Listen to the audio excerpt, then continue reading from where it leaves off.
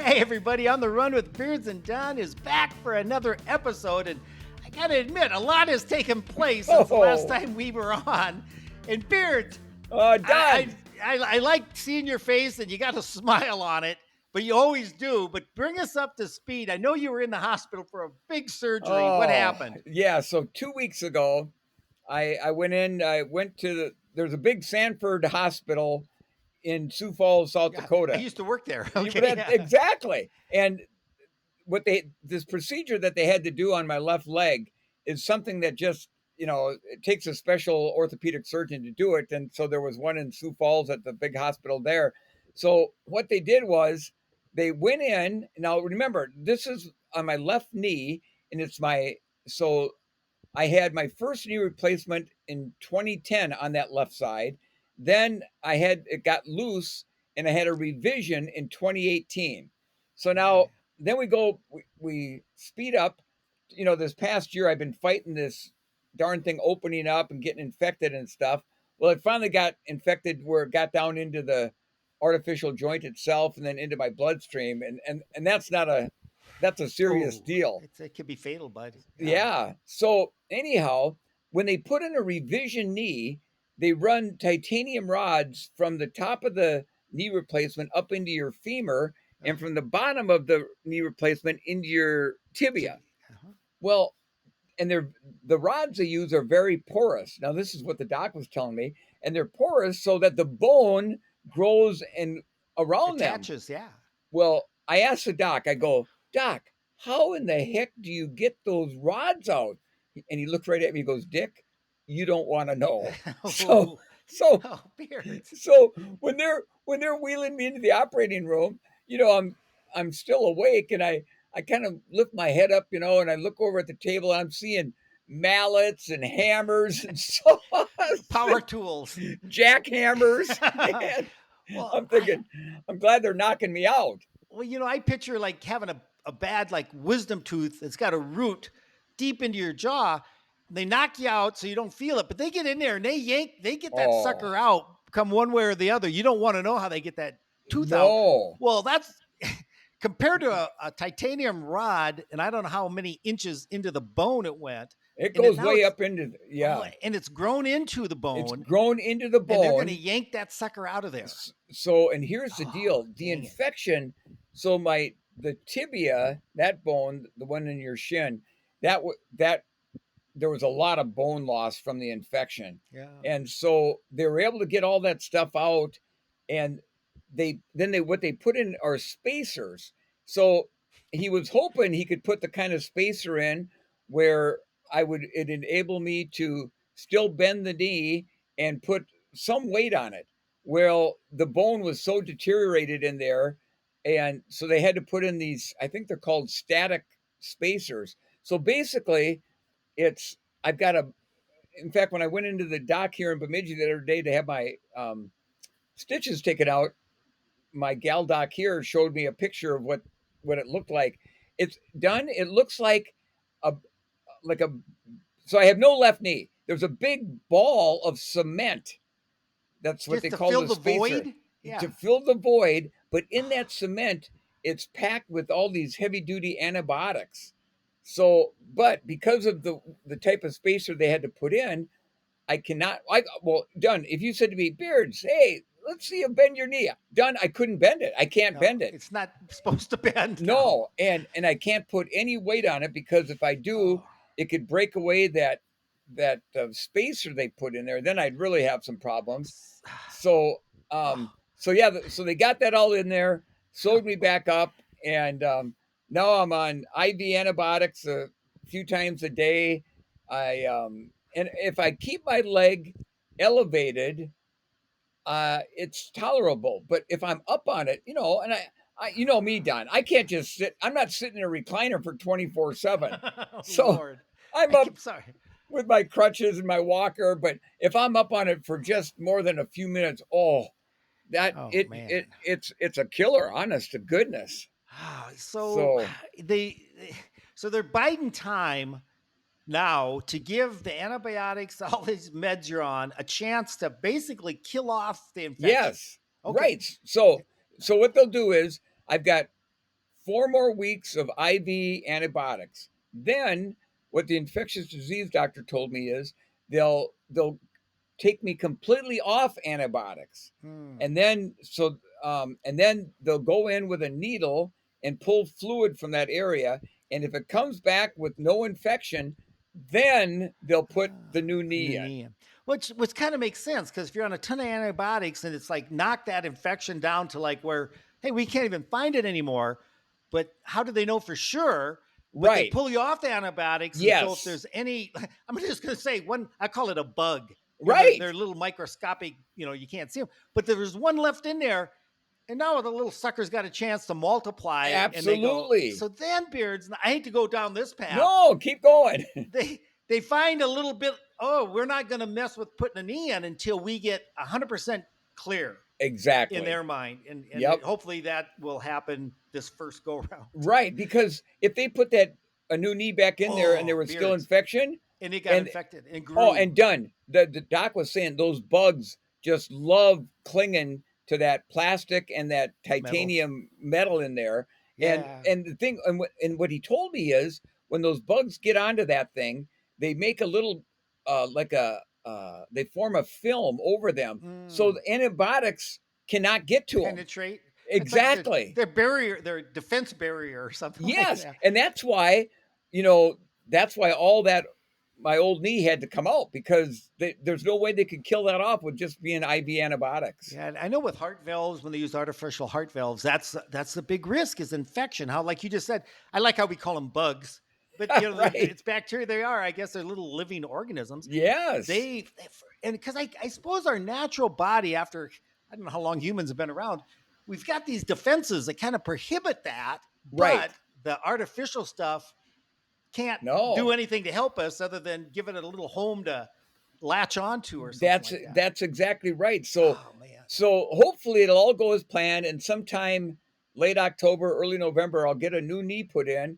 and then I can get up, then the hard work really starts in cuz getting your range of motion back, but at least at that point I'm able to walk on it, I can put weight on it and I feel for your wife oh, Jill because she's having to deal with you at home done. 24/7. Listen, she has been Jill, my wife Jill has been a saint. I mean, she really had. In fact, you know what?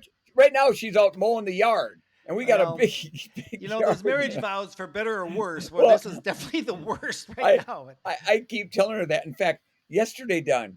So I had to speak to 600 National Guardsmen and their spouses at a big end of the year banquet that they had about 65 miles from Bemidji. And I'm thinking, and I had to stand up. And honest to gosh, done. I got up to the podium, and I said, and they had a kind of a tall chair. I said I may have to sit on it. I thought about a quarter of the way through my talk, I thought I was going to pass out. Did you It, sit down on that little chair I then kind finally? of sat back on that little chair, and I got through it. But man, it was I was hurting all the way home. But I bet you nobody, maybe the people that know you, but I bet you did fine. No, I I bet said you did a good job. I, I, I, I told Jill, I said, did I sound different? They go, no, you sounded great. I mean, they gave me a standing ovation, so it couldn't have been that bad. But Did they know what you were going through, or well, yeah, they could see me getting up on stage on my as crutches. they craned you up there with a? I, I know, I Oh, know. Beards, I should. But So, when you said that story, and maybe we should talk about the running camp at SDSU back when they had a high school running oh my camp, and I gosh, got to go one year because I think you told Underwood I ain't tell this coming story because unless Dunn comes along. So tell I this gave. story. It's pretty Oh, funny. well, Beards, it was kind of the end of the camp, and I think they saved you kind of for the end, or you gave Yeah, a couple talks, but your best talk was going to be at the end, and very motivational. And you came in, and all the campers were, I mean, they were bright eyed and bushy tailed, and it was a great little audience for you. And you right, started talking. You were standing in this classroom that had a big honking table in the front, big long table, and I remember, you were talking, and just to kind of catch people up, you had some multiple accidents where you had back surgery and you actually had some hardware in your back, I think right. at that time, and it was giving you fits because you were still, it was Yes, aggravated and it was hurting you standing up there. And Gary Miller reminded me of this recently. He goes, I'll never forget because he was at the camp helping Undy. And he said, Beard started his talk standing. And he finally kind of leaned against that table to take some load off his back. And then he kind of slid your butt up onto the edge of the table and you're sitting, which was fine, and talking to the kids. And then all at once you kind of leaned over onto one elbow because your back was hurting so bad. And the next thing you're laying sideways Like a on mermaid. your shoulder and your hip, and you're still giving your talk. And because you're almost done, but it was hurting you so bad, and you didn't want to say, "Look, I have to stop you guys. I can't go on any longer." You sucked it up and just, and then Oh, everybody that the kids loved it. And then I remember we got it. We had to take you to the hospital. right. We put you in a chair that had wheels on it because we didn't have a wheelchair. This was a chair with just like an office chair with wheels. We rolled you out to a car. And I remember Undy and we finally got you in the car, got you to the hospital. They had to put you like in a room and put traction on your low back to help Right. take you're spasming so bad. So Beards, I'm sure anybody's listening to this is going, "What the heck?" You've been through some things, great things. I've always thought, and this sounds kind of weird. There's the Lord has a plan for everybody, and some I people don't believe it. believe in that. And they just say there's a balance to the universe. I'm not going to get into Star Wars where there's the Force be with you, but there's good and there's bad, Right. and I'm going to be honest with you. When you were on your roll running, I don't want to say I was so excited for you, and I almost want to say I was a little envious because it was Sure. like, man. And I always said to people, if it wasn't me, I'm glad it's Dick. But you were just conquering the world in the running world, Right. and that's exciting, and that's just fun to see somebody reaching their goals and exceeding their goals sometimes. And then there's the flip side. Life isn't always going to be that way, and you've had some hardships physically. And I'm going to go there, Beards. I know Yeah. and it's in your book, and I don't think you're very open about it. Very You had a open. problem with opioid pain medication and Right. prescription pain medications, Right. because of some of these back injuries and knee injuries and your farm accident where you almost got killed in a power Yeah. takeoff. That kind of, it's kind of been, after all this good, you had a, and I love your attitude. It's not bad luck.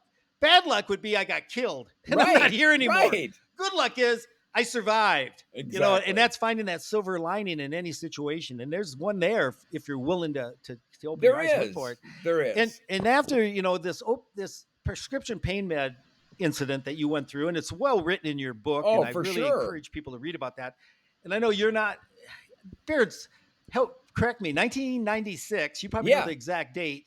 You've been sober. Right. Since So you're going on almost 20, Lord, 27, 28 years. 28 years. Yeah. And that's just commendable, because if nobody's ever been and dealt with addiction, it's one day at a time. Right. And done. I should say this. You don't go through the kind of operation I've been having on this leg without having to be on some pain medicine. Exactly. That's what I was wanting to get Right. to. How are you doing it? So my wife, Jill, she handles all my medication. I have no idea where she puts it. If she says, "Okay, hon, it's time for your medicine," she brings it to me. I have no idea where it is. I don't want to know. And people have said to me, "Well, gosh, 27, 28 years of sobriety from the drugs, you couldn't trust yourself?" Not 100%. No, You- you're you know? human, Beards. Right. That's the thing. And people want to think they're invincible. No, and you're not. And so, like, if I would need a refill on any of my medications, I can't refill them. Only Jill can.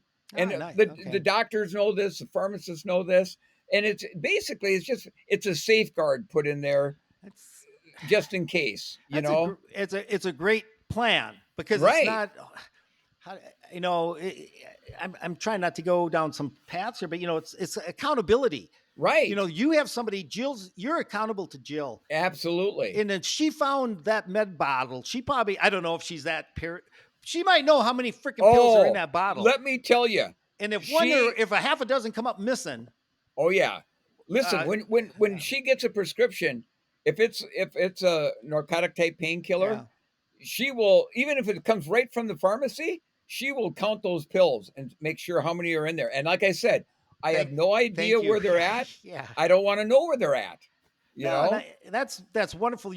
It's a good thing we have people like my wife and your wife and Right. stuff in our lives, Yes. because it is a tough road to hoe by yourself. And not that people can't do it, but let me tell you, life's a lot better, And done. working together. But I would like to think that I could handle it by right, myself, but there's that in my mind, I think I could, but there is that little bit of self-doubt that says, "Gosh it's dang a it." good thing. It is a Beards, good thing. hang on to that Yes, self doubt. You know, absolutely. I think that's a wonderful thing. In some, accountability. It really is. We're accountable to ourselves, but when you have somebody that you respect, your wife, and Right, she's holding you accountable. I would love to hold you accountable, Dick, because I love you and I want the right. best for you. Vice versa. I hope you'd hold me Absolutely, accountable. He said, Mike, absolutely. I heard some rumor about you, Right. and just be honest with me, and if it was something like gambling or something like Yeah, that, or drink, something whatever. that was not out of character or something negative, Yes, I'd feel terrible if he didn't hold me accountable, because I'd say, absolutely. well, why would Dick not help me in that? And even though we don't want to admit those kind of things sometimes, I think we want that accountability. We want, because it is Yes. we're weak. We're weak people. We're human beings, Absolutely. and we can fail. And so to have people there to hold us up when we're weak is invaluable. And I think that's great. Absolutely. All right. I couldn't agree with you more, All Don. right. Well, I know you're hanging in there, trying not to be uncomfortable for this talk, but Well, I'm on the way to hopefully on the way to healing. But yeah. Mikey or Dunn, Yeah. some exciting things have been happening on Oh, your end. Kind of tell us what you're doing well, now. I mentioned on the last episode, I think, that I volunteered to help out the Mars Hill University cross country team, and I'm really enjoying it, Dick. To be back in the running game, even if indirectly. I'm not running. I couldn't run if my life depended on Right. it, but I'm out there on the bike when they do their road runs. I'm out there on my bike, and I kind of Nice. joke with the kids. I tell them I'm like their Secret Service agent. I'm their security force. I'm kind of trailing behind. And sometimes, I roll up beside him and we chit chat. And I have a GoPro, so I shoot some video. And one day, one of the kids said, "Man, I am just starving." I don't know if he skipped lunch or didn't have enough to eat. They're out doing like an 8 mile road run, and we're about 6 miles into it. I had a bunch of goos in Oh my yeah. little. I got a little bento bag on my bike. I carry stuff in it, and I said, "Do you want a goo?" And he goes, "Heck yes!" And then another one of the kids, and he goes, "You got another one of those?" And I said, "You bet." And I thought, man, I wonder how many of these I got it, but and so that's just fun. And I think of you and me, and when I'm out there with these guys, and then they do their interval nights. We're going to talk about that in a minute. Beards, I'm trying to think how to say this. It's not flashbacks, but Yeah. it brings home, where we were at one time, and we're Absolutely. not there anymore. But to No. see these young people where we used to be, it Yep. is so exciting, because and that's what I'm trying to convey to them. And it's hard. I'm not their dad, and I'm not the head coach, and I want to give the head coach, Carter Benj, tons of credit, because I think he's a smart kid. He's really got a great plan, of training these kids. And what I really like is the spirit that he's developed within the Yeah. team. And I think we had that at SDSU, that it was a brotherhood. We Absolutely it we was. we were there for each other. In the races, if we could help each other with encouragement, we did it. Obviously, you can't just sometimes slow down and run with somebody. You have to do your own thing and give it your Right. best. But we would always do anything we could to help one another. And yet we were also highly competitive, which helped each one of us be better. Yep. The Bills boys and you and the Brants, we all loved each other. But at the same time, if it was a race and I had a chance to beat one of those guys, Heck yeah. oh, well, that's what it was all about, is trying to increase your performance for the good of the team. Anyway, so I'm seeing all this happening within this little group, and we're mostly all freshmen. We have one senior. We have, I think, one or two sophomores, So a and young team. 14 or 15 freshmen. And it's pretty Yeah. much the same way at the girls' side. I think we've got maybe the senior is actually injured, not able to run this fall. And so we've got like a sophomore, all freshmen. And they don't come from a background that of a lot of miles. Yeah. They were kids, when you get to the college level, and I know Undy and we've talked to some other coaches about it, you get athletes, they're not there just for the fun of it. They're there because they love to run. Absolutely they And are. and and so but some of them came from a high school program where they might be, we're doing 20, 30 miles, which is a lot for some high school kids. Sure. Most of the guys and gals we've got on the team now are probably in the 50 to 60 mile a week range. And, double days, I talked to the coach right away. I said, do you guys run twice a day? And he goes, at this point, no, they're not ready for it. Yeah. And that's the level of development. Now, I have a hard time not saying, man, we jumped right into 90-mile weeks. And I know you're laughing because Jay Dirksen was a marathon runner. And I think Jay would even admit that maybe some of us did well with that, but a lot of guys fell by the wayside because it was too much too soon. You bet. Carter is really looking at a long range plan. And I told him, I said, I'm volunteering this year. You're going to have a hard time not letting me volunteer next year and the next year and the next year, because I can see as time goes on, these guys are going to, and women are going to get so much stronger and faster. Oh, yeah. I mean, they're just out of high school. They're enjoying the process. That's the key I'm trying to invoke. They go out on the hard nights and, they're willing to step up and give it their best. On the easy nights, they're willing to do what the coach tells them. The long run on the weekend, I was giving them a hard time because after the race Friday, the next day was going to be, they do their long runs on Saturday. Okay. Beards, and they basically use Sunday as a rest day, at most a cross training day. Okay. Maybe if you want to get on the bike or the elliptical. Yeah. I don't know if they want to go for an easy run, that's fine, but it's not like part of their mandatory. schedule. Right. It's basically a recovery day and a rest day. And so they were kind of talking to coach about, and they were going to get together for a run. And they were saying, well, can we make it at 10 o'clock? They were like a typical 18-year-old, right. 19-year-old teenagers. And the coach said, I'm thinking 8.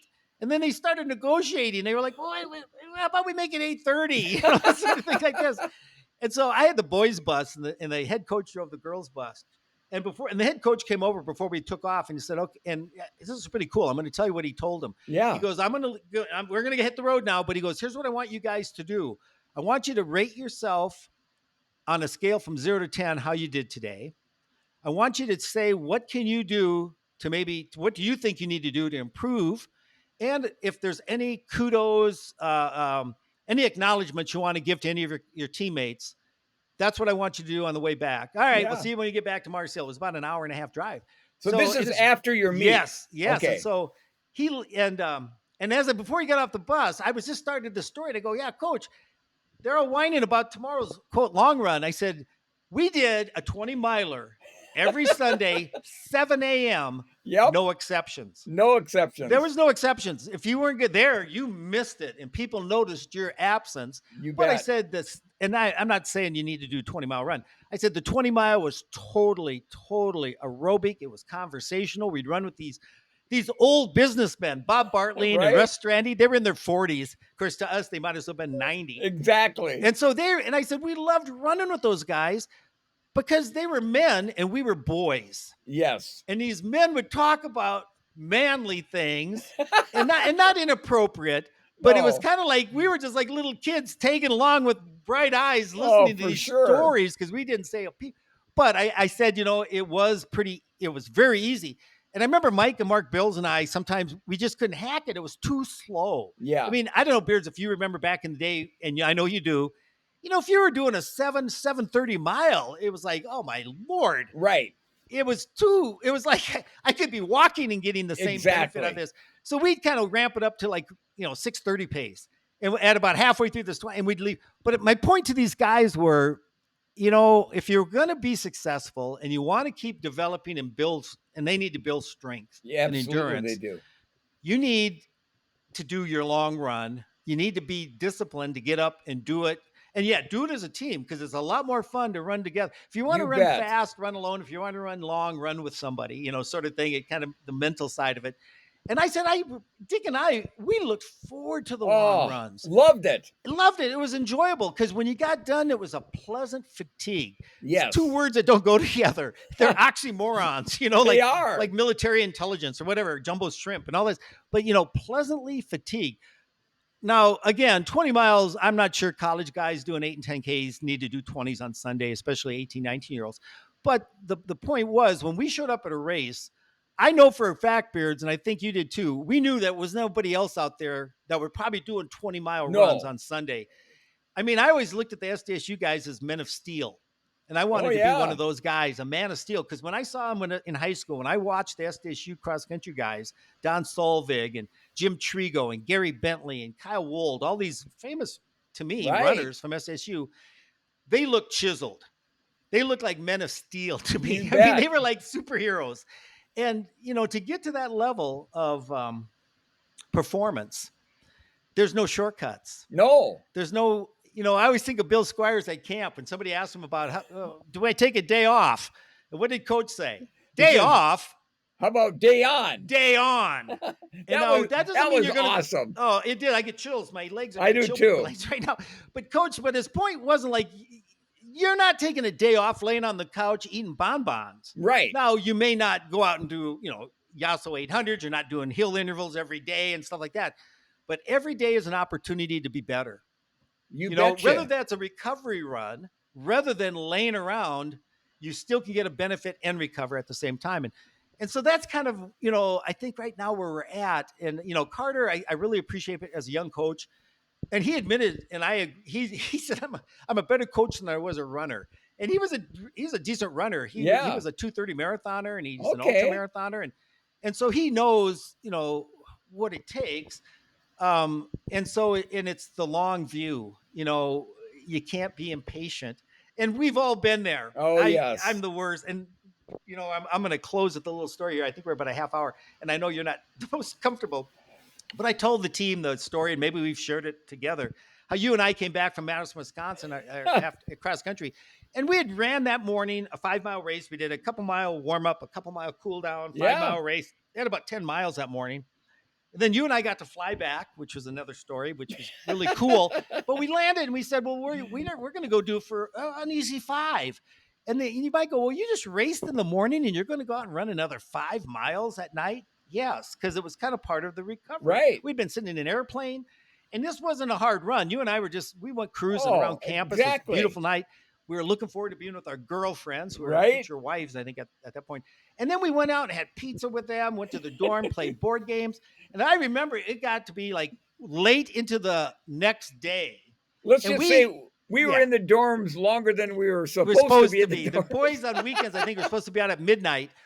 And it got to be about 1, 2 in the morning. And we were still just, when you're at that age, we're in our 20 years old, and we're with our girlfriends. And life is good. Life was good. It was an innocent time. I mean, it wasn't like any shenanigans were going on. But you and I had a 20-miler. Everybody did the next morning, and it was scheduled. And we said, we got to go. I mean, we got to get some sleep. So we finally, I remember we had to look out the dorm room, because if the RA, resident assistant, caught you, the girl would get in trouble. She'd get written up. It's like I don't know what that meant. It was like a parking ticket. But so you'd look, and the coast is clear, and you'd bolt for the fire escape. Yes. And we'd hear other guys doing the same thing. And you'd hear them hit that fire escape door handle. Boom! The door would fly open, and down the stairwell you'd go. Well, you and I are then heading across campus. And I still to this day don't remember who said it, but one of us, we're about 100 yards apart. Yeah, because we were walking in opposite directions because we were in different dorms. And you had to head over to what was Winetta, or was that whatever, Rakota, whatever. Something like that. Yeah, some dormitory across campus. And one of us looked at, hey, and I don't remember if you yelled at me or I don't remember Let's either. Go do our 20 now. And it seemed like a good idea. And we go, yeah, I'll go get my stuff. And we went to your room, and another story took place there. But we went and did a 20-mile run at 3 a.m, got home at about, it was like 5. The sun was starting to come up. I was so honking tired. We had ran 35 miles in a 24-hour period with no sleep. I remember I didn't even go back to my dorm. I climbed up in your top bunk. You threw a sheet up there, a pillow on me. I woke up at noon. I didn't even shower. I know. I had salt stuck all over me. And I remember, I felt terrible. But, I got like 6 hours of sleep, got up, took a shower, went back to my dorm room. Beards, the next several races we did, and all the way to the end of the season. Right. And I told him, Coach Carter, this story. And I said, this is what we got to watch out for. Not that any of our kids are going to go out and run 20 miles at 3 a.m. No. But, they sometimes want to do. We've done workouts where we've had a few of the kids said, I think I can do a couple more. Yes. And you know what? That's a good way. We'll do them next time. You don't need, you don't need to be laying on the ground, wiped out at the end of every workout. No. You should never be that way. And I was just, thing popped in my head. This Jacob Engelbritz, and we haven't talked about him today, but he ran a half marathon this morning. I don't know if you saw it yet. I Beers. didn't. He went through the 10K in 27:27. Are you kidding? I am not making this up. I actually figured out that's 4:25.8 per Oh mile. my God. But he was in a pack with about 5 Kenyans and I think maybe some other East Africans. And Beards, he pulled up and started walking. He got to the 10K mark and realized he had 27 10K is world. Oh, that's yeah. world class. I mean, you're going to win a lot of races. But the guy's a miler, and he's been training for the 1500. Yes, he won the world record. He won the gold medal for 5,000, which is 3.1 miles. So jumping up to 13 miles, he was kind of ending his season, and I'm sure he got a big payday. I'm sure he Copenhagen. Did. But bless his heart, because he's not afraid to race. No, he'll line up. But he hit the wall, bud. And a lot of times these world class guys will just like, well, I showed up, I get my money for appearance. And I'm going to, head over to my hotel over there or whatever. The dude started running again. And he tried jumping into the second pack and ran with them for a while. And then he had to bail. He couldn't keep that pace up. And basically he'd overextended himself. Yeah. He went out, for his training, which is really 1,500 to 5K training. Not even close to what he was running. He claims the longest run he's ever done is a 20-kilometer run. Really? 12.4 miles. Now, again, that kind of leads back to why were you and I doing 20-mile runs in college when Jacob Engelbert, he's a heck of a cross-country runner, really well up to 10K. Yeah. But he's not a half marathoner yet. No. And he actually finished, Beards. He ran 103 and change. Are you kidding? No, and the dude was walking a lot of it and dog trotting it. Okay, that's pretty amazing. It is. Because 103 is not a slow time. No, and they gave him a lot. I watched a couple YouTube videos. People were giving the dude kudos. You bet. Okay, he lined up. He didn't know what to expect. He went with the leaders. He got to 10K and the wheels flew off the vehicle. And it would have been easy for him to say, wow, yeah, okay, I'm tuck tail. I'm done. Yeah. And he's dropping out wasn't an option for Jacob Engelbert. Good for him. I think so too. And so, working with these young kids, that's what we're trying to instill in them is, be patient, do the work, and doing the work means doing the recovery between the work. You betcha. Getting your sleep. The thing we're really hounding them on is their new hydration. Everybody's stiff and sore a lot, and I'm stiff and sore a lot, Beards. I don't know about you. Oh, yeah.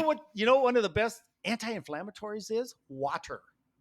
Water. Is it really? Oh, it is. They found I saw a heart study for heart disease, coronary artery disease. Yeah. You want to lower the C-reactive protein is an inflammatory marker for people that have it's an enzyme our body produces when there's inflammation inside arteries. Okay.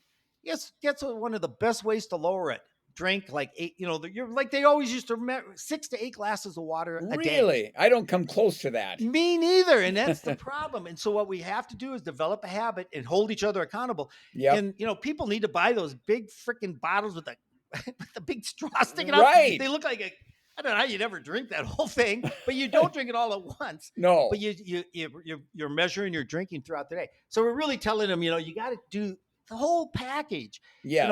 It's important to work hard, but you got to work smart as well. And so absolutely. I'm loving it. And I'm looking forward, hopefully in future episodes, we can give you a little update. And, for sure. Because some of the kids run well, some of them don't. And they were hard on themselves. I'll finish up the story. On the bus ride home, I'm driving this thing and it's dark. It's late. And, yeah. And I hear them talk, and they're talking, and we have a senior who's doing a great job being the leader. We need a leader, and he's filling the role. And so as they went around, there were 15 of them. Each one of them rated his race, and most of the guys are pretty hard on themselves. A couple of them gave themselves 4s and 5s. On a Out of how 10. many? A scale of 10. Okay. Quite a few were like 7s.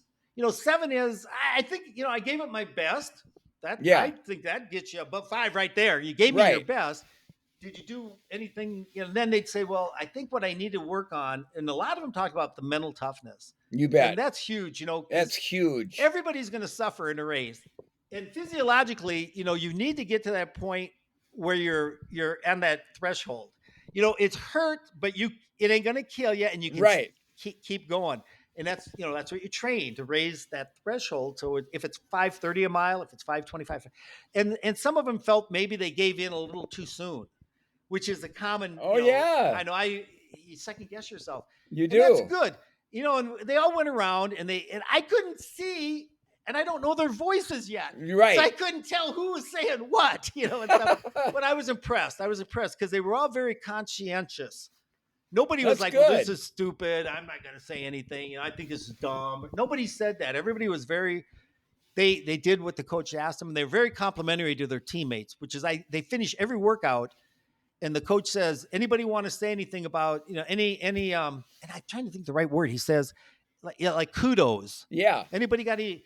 And everybody. I want to, you know, thank Sean at fifth repeat. I was hurting, and he came up and encouraged me. I want to thank, you know, Nice. I saw, you know, Mary really did a great workout today. I was amazed how she was able, you know, these people are, and you can't, I don't know if you can teach people that. Either they have it or they don't, but the coach is Right. letting them, you know, develop that strength, you know, I that like that. I do too.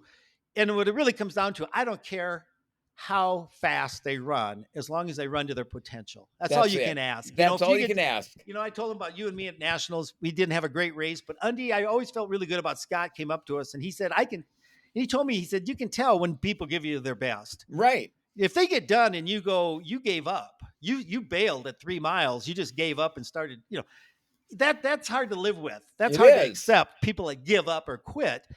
But when you you just bury yourself, do the best you can, even though it's not very good. All Exactly. the coach can do is pat you on the back and say, good try. Right. Yeah, we'll get it. And I can tell people the next weekend, you and I went down to Kansas City and had our national Yes. performance. We had a week off and we recovered, Yep. and we actually ran well the later that week. Beards, We did. I tell you, Oh, I really appreciate you taking the time to get on. I know this week we had tried to do this a couple times, I and I'm know going to it. let everybody know when the Beards says I can't do it. You know, he's a hurting unit, and it hurts me to know you're hurting that bad, Well, bud. And you know, you and Jill stay on top of that pain medication. Uh-oh. All right, Bears, I think we might have lost you. Must be the internet connection. I'm going to sign off. And thank anybody who's listening. If you get a chance, you know, listen to this on Spotify or Apple or any of the regular podcast stations, or go to YouTube. We'll load this up on YouTube later, and you can see our pretty faces then as we're chit-chatting. But I thank everybody who might have listened, and have a great day.